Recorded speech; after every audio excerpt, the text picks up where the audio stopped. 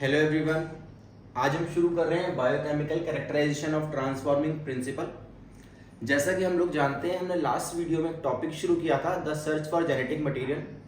हमने देखा था the search for genetic material के अंदर जो हमने पहला स्टेप पढ़ा, जो पहला एक्सपेरिमेंट पढ़ा, वो ट्रांसफॉर्मेशन एक्सपेरिमेंट था जो कि ग्रिफिथ ने दिया था, और जो उसके अंदर बैक्टीरियम लिया था, हम लोग जानते हैं स्ट्रेप्टोकोकस लिया था, और माइस के ऊपर एक्सपेरिमेंट किया था। ये जो हमारा बायोकेमिकल कैरेक्टराइजेशन है उसी से कनेक्ट होता है। आइए जरा उसका ट्रांसफॉर्मेशन वाला स्टेप देखते हैं और फिर इसको कंक्लूड करते हैं। जैसा कि हम लोग जानते हैं, जो हमारा ट्रांसफॉर्मेशन प्रिंसिपल जो ग्रिफिथ ने दिया है, उसके अंदर एक स्टेप देखते हैं हमने लिया था एस स्ट्रेन। एस स्ट्रेन को हमने क्या किया, हीट किल्ड किया था। क्लियर है? तो इसको हम लोग बोल रहे थे heat killed S strain. Heat killed S strain करने के लिए हम एक टेस्ट ट्यूब के अंदर बैक्टीरियम ले लेंगे और उसको फ्लेम में बॉईल कर देंगे, जिससे क्या होगा, जितने भी सेल्स होंगे वो डीनेचर हो जाएंगे और उसका जेनेटिक मटेरियल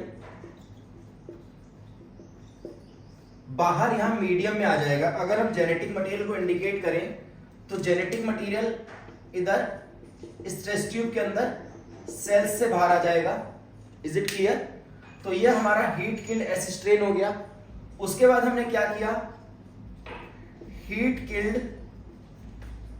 एस स्ट्रेन को हम लोगों ने लाइव आर स्ट्रेन के साथ मिक्स किया। लाइव आर स्ट्रेन के साथ मिक्स किया, फिर हमने इसको इंजेक्ट कर दिया था इन माइस, और इधर माइस की डेथ कॉज हो गई थी। तो ये वाला जो हमारा स्टेप है, heat killed S strain plus live R strain, ये इंजेक्ट किया हमने माइस में और माइस की डेथ हो गई। ये वाला स्टेप हमारा ट्रांसफॉर्मेशन को डिफाइन कर रहा था। किसको डिफाइन करा था? ट्रांसफॉर्मेशन को। इधर हुआ क्या है, जैसे मान लीजिए ये एक बैक्टीरियम था, इसको हीट किल किया, इसके अंदर कोई भी एक ऐसा मटेरियल है जो इसके अंदर पास ऑन होगा, और ये नॉन पैथोजेनिक था, और ये इस मटेरियल को एक्सेप्ट करने के बाद इसके अंदर पैथोजेनिसिटी आ गई, और इस पैथोजेनिसिटी की वजह से इसकी डेथ हो गई। अंडरस्टूड है?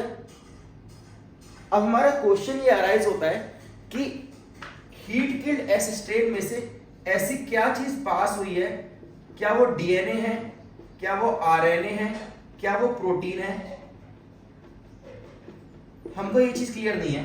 तो हम ये कह रहे हैं कि लाइव आर स्ट्रेन के अंदर जो ट्रांसफॉर्मेशन हुई उसका कारण कौन था? डीएनए, आरएनए या प्रोटीन?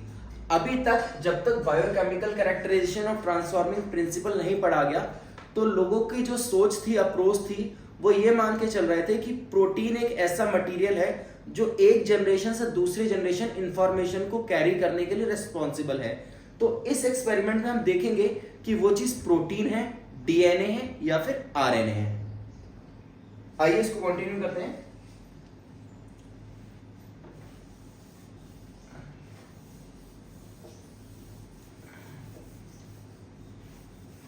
बायोकेमिकल कैरेक्टराइजेशन की बात करें तो इधर साइंटिस्ट का नेम मेंशन्ड है, एवरी मैकलियॉड मैकार्टी। इन लोगों ने 1933-34 में इसको पढ़ा है। एनसीईआरटी के अंदर जो ईयर मेंशन्ड है उसी को हम लोग लेकर के चलेंगे। अब इन लोगों ने क्या किया कि इस टेक्निक को पढ़ने के लिए प्यूरिफिकेशन मेथड्स का इस्तेमाल किया। ये लोग क्या करते हैं कि हीट किल्ड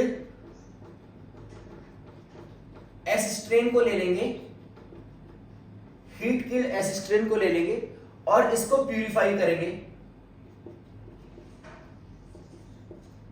प्यूरिफाई करेंगे जैसे कि हम लोग जानते हैं, कोई भी सेल हो गया, चाहे वो प्रोकैरियोट हो गया चाहे वो यूकैरियोट हो गया।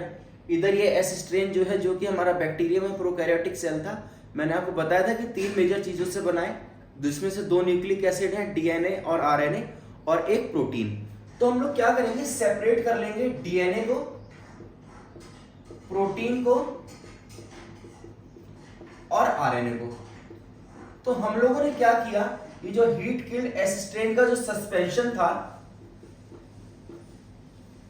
सस्पेंशन का मतलब एक मिक्सचर हो गया जिसके अंदर दोनों प्रकार के न्यूक्लिक एसिड्स और प्रोटीन मौजूद है, तो तीनों को हमने सेग्रीगेट कर लिया, ए बी सी मान लीजिए, तीनों को सेपरेट आउट कर लिया, प्यूरिफाई कर लिया।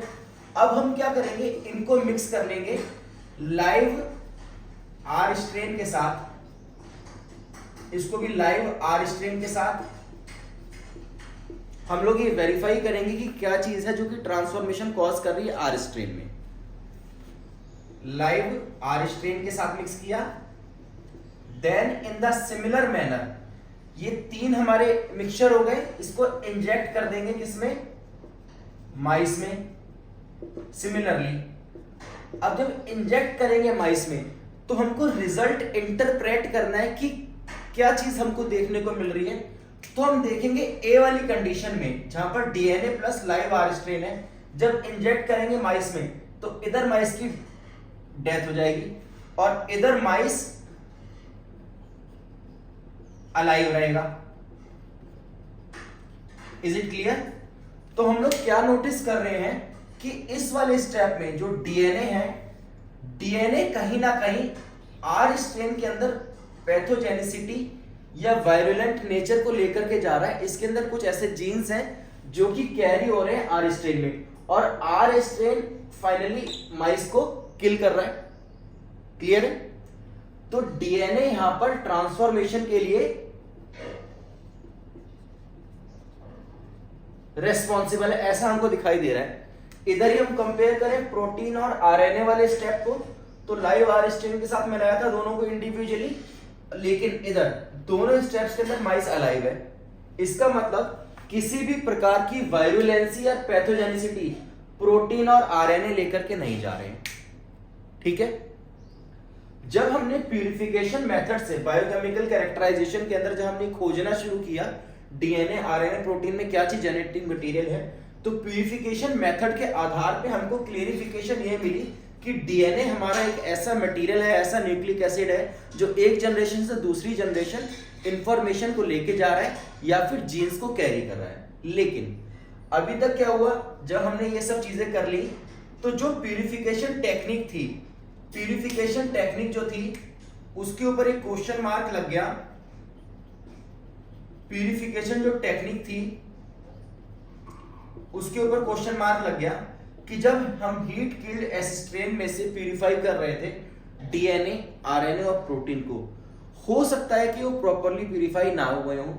मान लीजिए जैसे कि हमने यहां पर डीएनए ले रखा है, ये डीएनए हमारा है, लेट सपोज हमने डीएनए निकाला था यहां से हीट किल्ड एसिस्ट्रेन में से, तो हो सकता है कि डीएनए के साथ प्यूरिफाई करते हुए साथ में कुछ प्रोटीन के पार्टिकल हो या कुछ आरएनए के पार्टिकल हो। तो ये जो प्यूरिफिकेशन टेक्निक थी, ये जो मेथोडोलॉजी थी, ये उनकी साइंटिफिक कम्युनिटी के अंदर उतनी सटीक नहीं बैठी।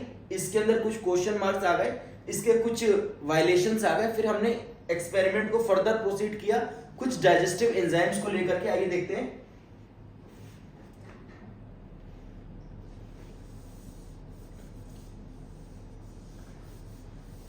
अब एवरी मैक्लियोड और मैकार्टी ने कुछ डाइजेस्टिव एंजाइम्स का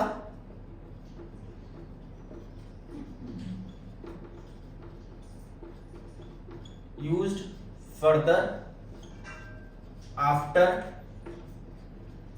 प्यूरिफिकेशन टेक्निक्स। डाइजेस्टिव एंजाइम्स का यूज किया है प्यूरिफिकेशन टेक्निक्स के बाद। वो क्या क्या है देखते हैं। DNS, RNS, protease. अब तीनों साइंटिस्ट ने मिलकर सोचा कि प्यूरिफिकेशन मेथड्स के ऊपर थोड़े से क्वेश्चन मार्क आ गए हैं, तो इन लोगों ने डाइजेस्टिव एंजाइम्स लिए, डीएनएस लिया, आरएनएस लिया, प्रोटीएस लिया। इसका कैरेक्टरिस्टिक देख लेते हैं क्या इसका फीचर है। अगर हम डीएनएस की बात करें, इट डाइजेस्ट डीएनए कंप्लीटली। अगर किसी सॉल्यूशन में या सस्पेंशन के अंदर अगर हम डीएनएस एंजाइम को डालेंगे तो उस सॉल्यूशन के अंदर जितने भी डीएनए मॉलिक्यूल होंगे वो कंप्लीटली डाइल्यूट हो जाएंगे, डिसॉल्व होंगे। सिमिलर मैनर के अंदर अगर आरएनए की बात करें, it digest RNA completely. Clear हुई बात आपको? सिमिलरली प्रोटीज की बात करें, इट डाइजेस्ट प्रोटीन कंप्लीटली। तो अगर हमने एक सॉल्यूशन ले लिया, जैसे मान लीजिए सॉल्यूशन ही सस्पेंशन बोलेंगे, इसके अंदर तीनों चीजें हैं, जैसे DNA plus RNA plus protein. तो हम स्टेप वाइज देख लेते हैं। अगर हम डीएनए इसके अंदर डाल दें, सपोज करें डीएनए डाल दिए, जैसे डीएनए डालेंगे तो इसके अंदर डीएनए बिल्कुल ही डिसॉल्व हो जाएगा। Is it clear? अंडरस्टूड हो रही है बात? पहले स्टेप में। अब मान लीजिए कि हमने एक सेकेंड स्टेप ले लेते हैं, इधर हम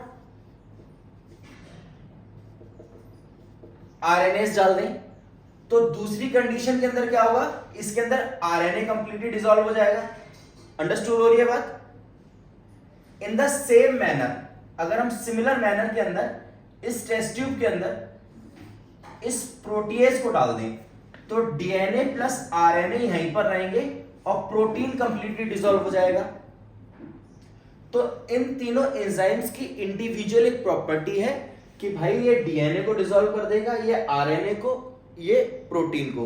तो अब हम ये देखेंगे कि डाइजेस्टिव एंजाइम्स किस तरीके से तीनों साइंटिस्ट को हेल्प आउट कर रहे हैं ये फाइंड आउट करने में कि ट्रांसफॉर्मेशन एक्चुअली में किसकी वजह से हुआ था। ये चीज समझने की हम कोशिश करते हैं।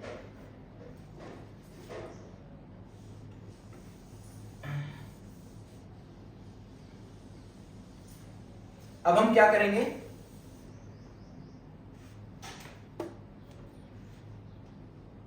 दोबारा हीट किल्ड एसिस्ट्रेन, इसका सस्पेंशन ले लेंगे और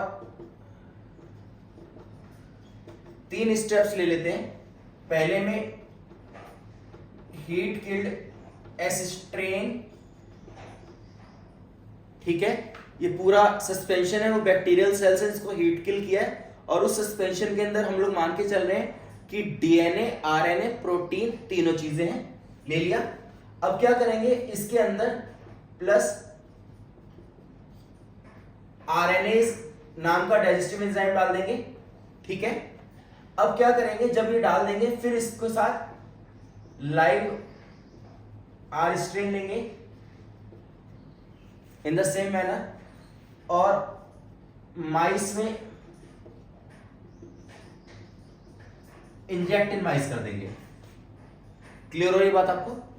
जब हमने हीट किल्ड एसिस्ट्रीन लिया, उसके अंदर आरएनए डाला और लाइव आर स्ट्रिंग के साथ मिक्स किया, फिर इंजेक्ट कर दिया माइस में। अब इधर क्या होना चाहिए, इस वाली कंडीशन में जो माइस है वो डेड होगा। बात आ रही है समझ? तो जब हमने हीट किल्ड एसिस्ट्रीन के साथ आरएनए को मिलाया तो ट्रांसफॉर्मेशन कहीं पर भी इंपैक्ट नहीं हुई, ट्रांसफॉर्मेशन अभी भी हो रही है।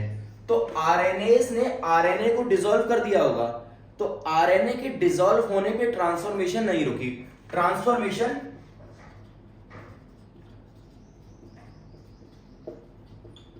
Took place. Is it clear?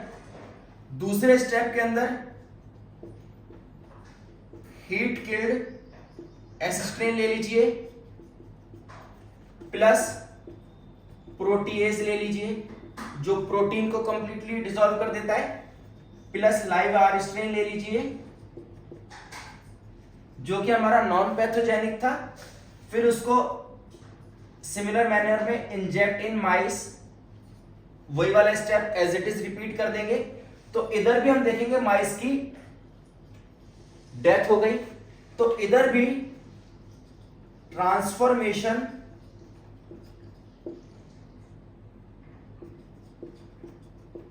Took place, इधर भी ट्रांसफॉर्मेशन हो रही है। कहने का मतलब heat killed S strain live R strain के अंदर चेंज लेकर के आ रहा है, जबकि इसके अंदर से हमने प्रोटीएज डालने पे सारा प्रोटीन क्या हो जाएगा, डाइल्यूट हो जाएगा, डिसॉल्व हो जाएगा।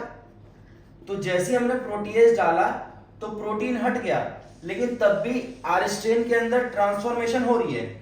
इधर हमने आरएनएज डाला था तो आरएनए हट गया था, लेकिन तब भी इधर क्या हो रही थी, ट्रांसफॉर्मेशन हो रही थी। तो दोनों कंडीशन के अंदर जो माइस की है डेथ हो रही है। अंडरस्टूड हो रही है बात आप लोगों को? अब हम तीसरा स्टेप लेते हैं, heat killed S strain. Heat killed S strain ले लिया हम लोगों ने। अब इधर क्या करेंगे, हम डीएनएज एंजाइम लेंगे प्लस लाइव आर स्ट्रेन और इंजेक्ट इन माइस। अब इधर क्या चीज देखने को हमको आई कि इधर माइस अलाइव है, DNAs inhibit transformation. Is it clear? इधर हमको क्या चीज देखने को मिल रही है कि डीएनएज जो है प्रॉपरली डीएनए को डिसॉल्व कर रहा है या डाइल्यूट कर रहा है।